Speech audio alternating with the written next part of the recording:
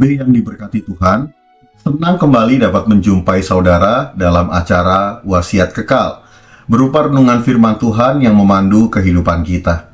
Saya, Pendeta Michael Chandra Wijaya dari GKI Nurdin, Grogol, senang rasanya dapat membagikan renungan pada hari ini, Sabtu 24 Januari 2026. Renungan kita berjudul, Tuhan menunggu kita bertobat, didasarkan pada Lukas 5 ayat 27 sampai 32. Lukas 5 ayat 27 sampai 32.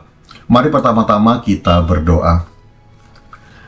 Tuhan, kami bersyukur untuk hari baru yang masih Tuhan anugerahkan.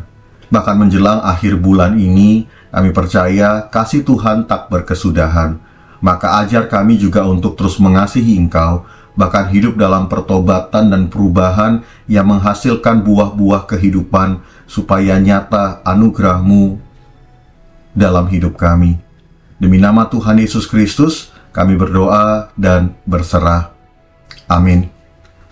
Yang akan menjadi pusat permenungan kita pada hari ini adalah Lukas 5 ayat 32. Lukas 5 ayat 32 firman Tuhan, "Aku datang bukan untuk memanggil orang benar, tetapi orang berdosa, supaya mereka bertobat."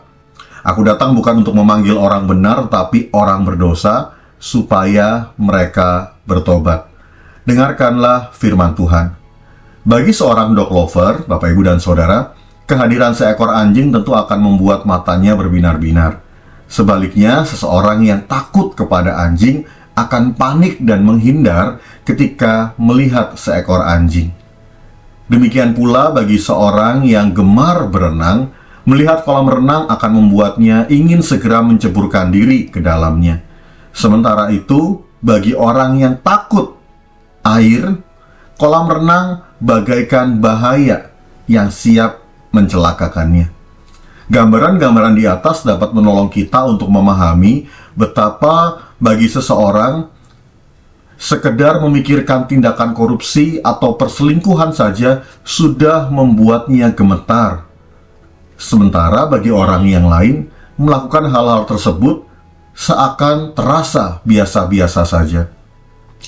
Rasa takut ketahuan sudah nyaris lenyap dan rasa bersalah pun bisa diabaikan.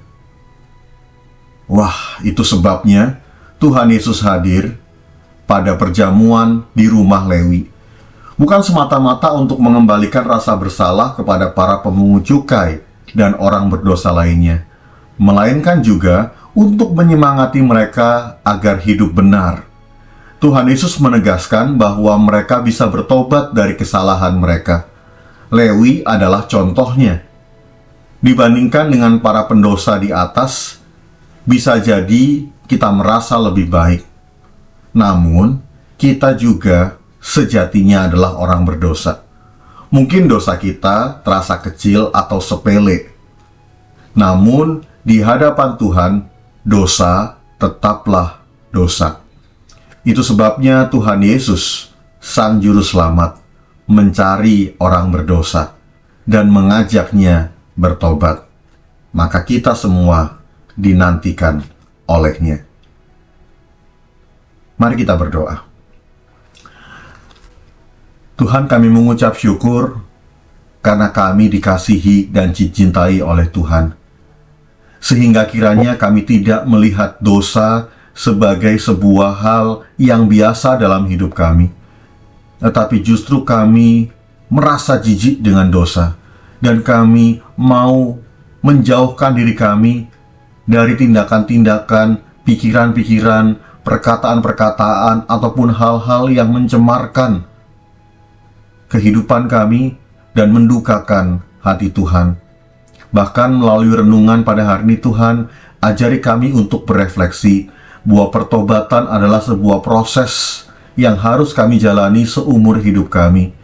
Pertobatan menjadi sebuah cara di mana Tuhan mau terus membentuk kami menjadi pribadi yang lebih baik lagi. Bahkan dengan pertobatan itu, kami semakin memancarkan terang kasih kemuliaan Tuhan, sebagaimana Engkau menciptakan kami seturut dengan gambar dan rupa-Mu.